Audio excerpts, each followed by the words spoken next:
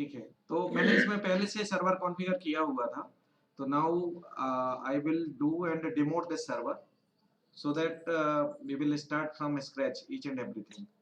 Okay, so server manager और server manager में remove roles and features में जाना है. Where is that?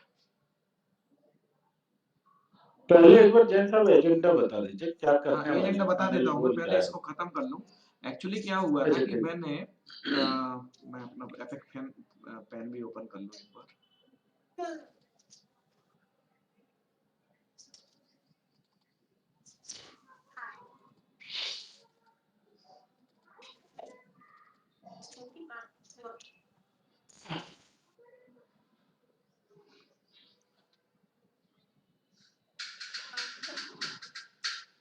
So last time what I did, I configured this Windows server in this lab environment, okay, and configured this Windows client, okay.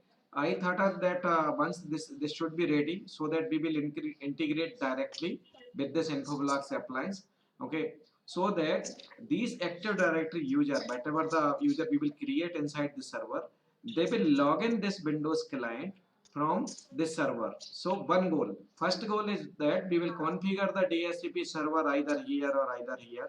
Okay, so in this case last week we created the FOA between these two appliances. Okay,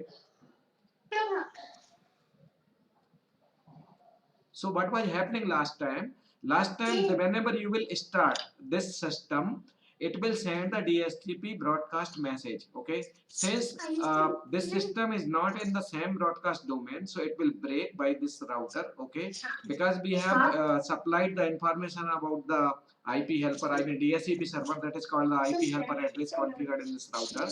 So it will send the DHCP broadcast request. It will convert in till here to here. It will send the broadcast. From here, IP helper, this router, this gateway will convert in unicast.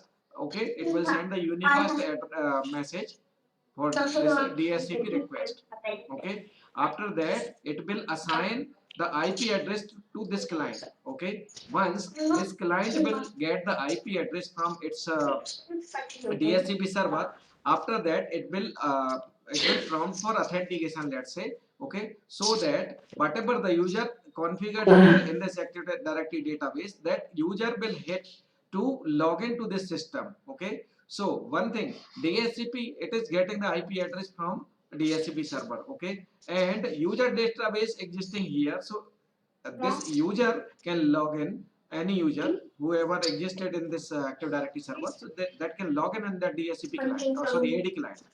So we tested last time DHCP client and Active Directory client. Now this lab goal is to configure completely the Active Directory authentication with your Infoblox grid.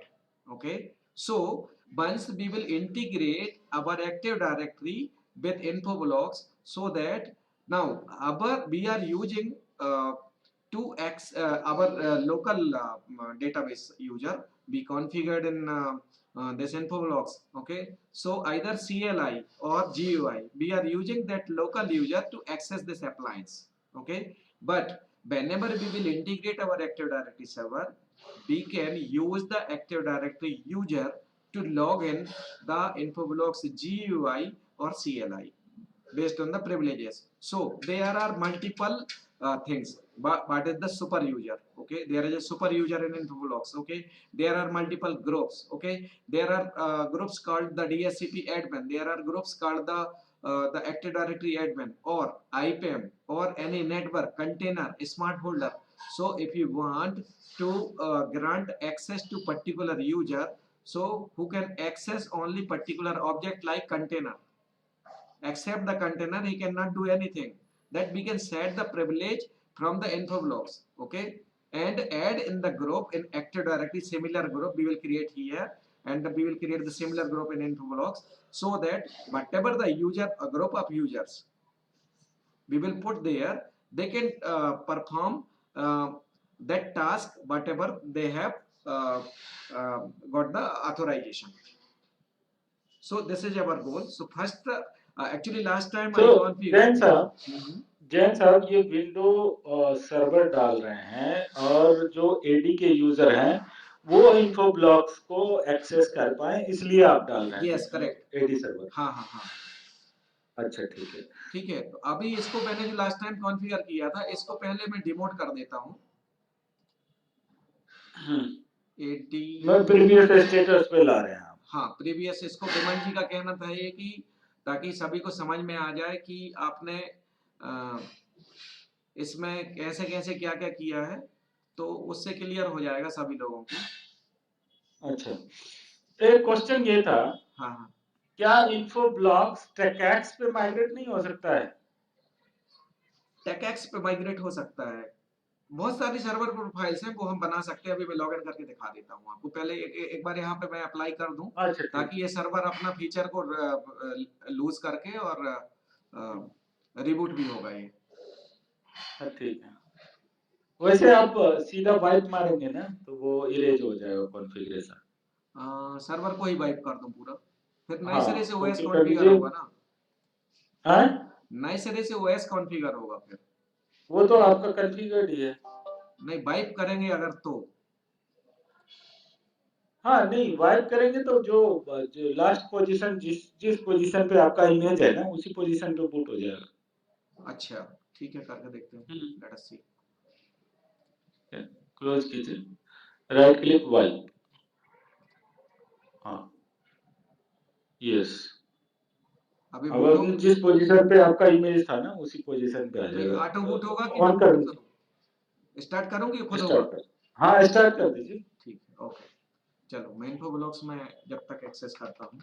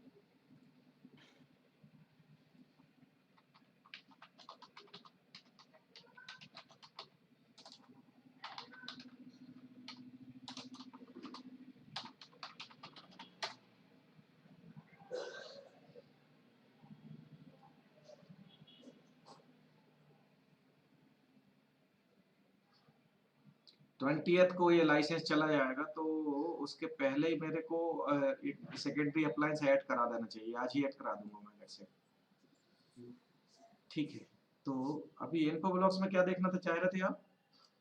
अरे सुशील भाई, जी। Sorry वो pro. कहाँ चले गए थे महाराज?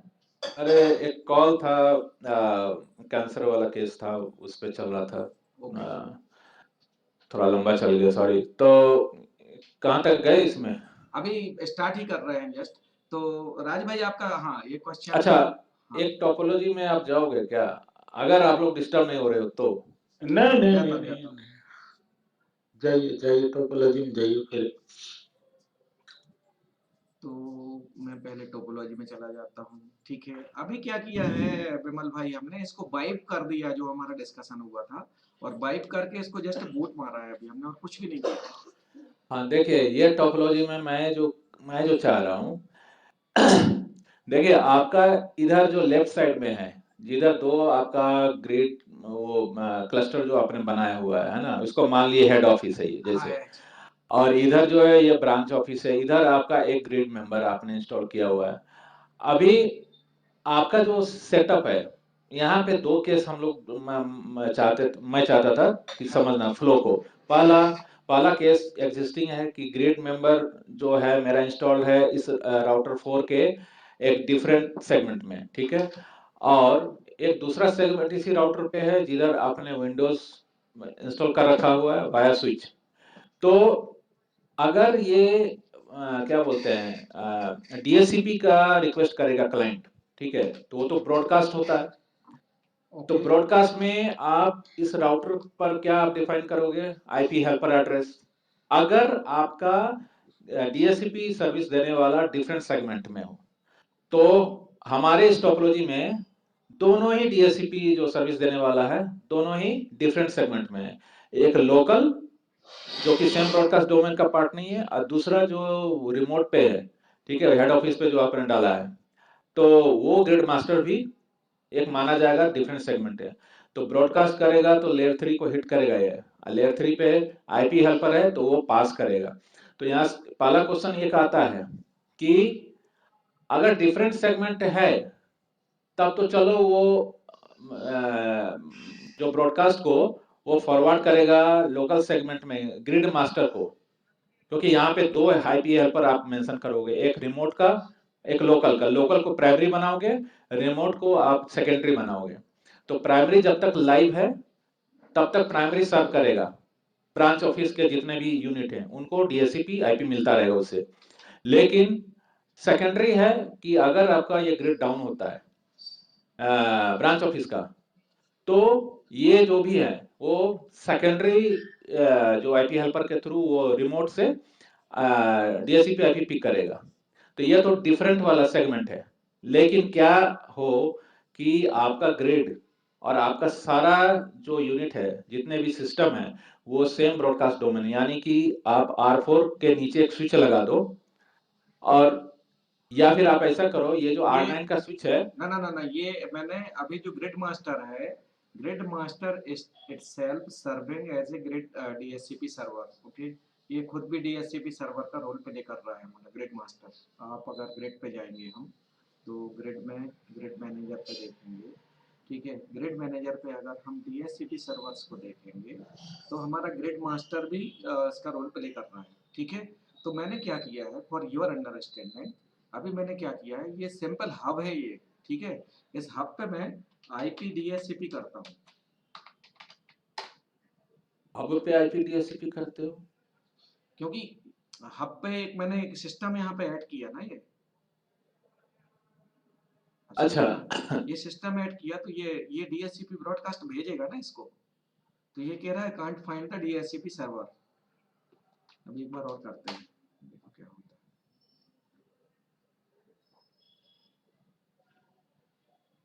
है। Ideally तो नहीं इसको रिस्पॉन्ड नहीं नहीं, करना चाहिए। आप मैं जो कहना चाह रहा हूँ वो उस पे आप नहीं आ रहे हो शायद।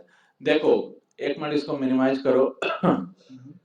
या तो हमको एक्सेस दो वो पेन बना के। अरे ये कह रहे हैं कि आप मान लीजिए एक लोकल सर्वर आपने रखा है डीएचसीपी सर्वर, ठीक है। मान लीजिए आपके पास 2 डीएचसीपी सर्वर हो, ठीक है। हाँ हाँ। तब उस केस में प्राइमरी सेकेंडरी कौन होगा, यही आप कहना चाह रहे हैं ना? नहीं, मतलब आपका भी क्वेश्चन जेन्यून है, लेकिन मेरा थोड़ा डिफरेंट है। मेरा मेरा हाँ क्वेश्चन हाँ। ये है, एक काम करते हैं। एक मिनट, ये मेरा क्लाइंट है, ठीक है। हाँ ये हाँ। इसके 3 के वीलन में है। आई एम सॉरी, मैंने ही गलती की है, इसलिए नहीं चल रहा है, ठीक है। मैं मैं इसको ये कह हटा रहा हूँ ना, हटा आप देता एक हूँ, मैं मिनट पेन आपकी दो। आपकी बात और समझ ये गया, मैं इसको हटा देता हूँ, मैं दूसरा डालता हूँ यहाँ पे। अब ये रहने दो, पहले मैं क्वेश्चन में बोल देता हूँ, ठीक है, नहीं, सिनेरियो क्वेश्चन बोल मैं देता बोलता हूँ। हूँ तब मैं आपको कंफर्म करिएगा कि क्वेश्चन करेक्ट है कि नहीं है आपका, ठीक है।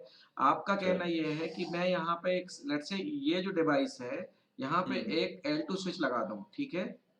हम्म L2 स्विच मैंने एक लगाया यहाँ पे, और L2 स्विच लगाने के बाद, या फिर हम एक दूसरी टोपोलॉजी लेते हैं कि मैंने एक यहाँ पे एक L2 स्विच लगाया, और L2 स्विच पे यहाँ पे एक डीएससीपी सर्वर कॉन्फ़िगर कर दिया, ठीक है। ये डीएससीपी मेरा सर्वर है, और यहाँ पे एक क्लाइंट कनेक्ट किया, ठीक है। ये क्लाइंट हम्म मेरा कनेक्ट किया, तो ये दोनों के दोनों एक सेम बीडी में रहेंगे, सेम ब्रॉडकास्ट डोमेन में रहेंगे ये लोग, ठीक है। प्लस एक मैंने इसको कॉन्फ़िगर करके, और इसको एक एक तो डीएचसीपी सर्वर एक हो गया एक, और ये दूसरा DHCP server through the router ये भी है, ठीक है। तो अभी हम्म सपोज यहाँ पे एक हमारा ब्रॉडकास्ट डोमेन है, लेट्स से यहाँ पे हम यूज कर रहे हैं 192.168.50.0/24, ओके।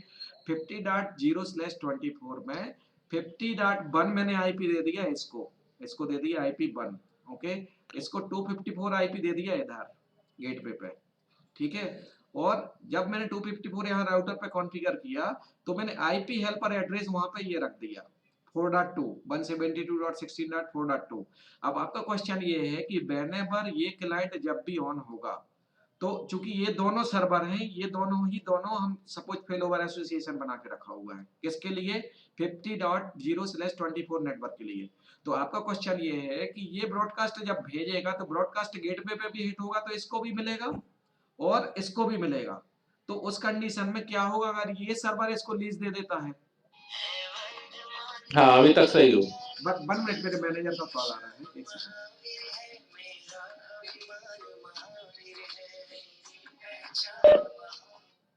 यस काशी।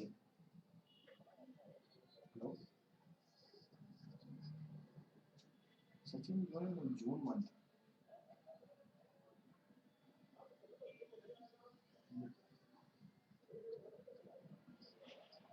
हाँ, I think June. No, he completed around 1 year, yeah. EPS. He completed 1 year. Last year. After completing 1 year, he came in our team. अरे आप लोगों को जूनिपर का मौका मिला क्या डाउनलोड करने का? 1 minute Kashi. I am opening नहीं, that sheet. नहीं, नहीं। I updated actually the data. So and date rating I gave him 4.13. आप लोग के ऑफिस में कोपायलट आया है क्या अभी? कोपायलट तो है। कोपायलट है? हाँ, हाँ। तो कोपायलट पे क्या क्या काम करते हो आप लोग? तो मेल लिखते हैं, टाइम कन्वर्जन करते हैं, कोई कोड वगैरह देखना होता है, कोई कमांड देखना होता है, वो देखते हैं। अक्टूबर मंथ आई थिंक। अरे मैं कोपायलट पढ़ रहा हूँ। अच्छा। कोपायलट डाल दिया कि खत्म करो 1 महीना में, पहले एनरोल करवा दिया, एज यूजुअल एनरोल कर दिया।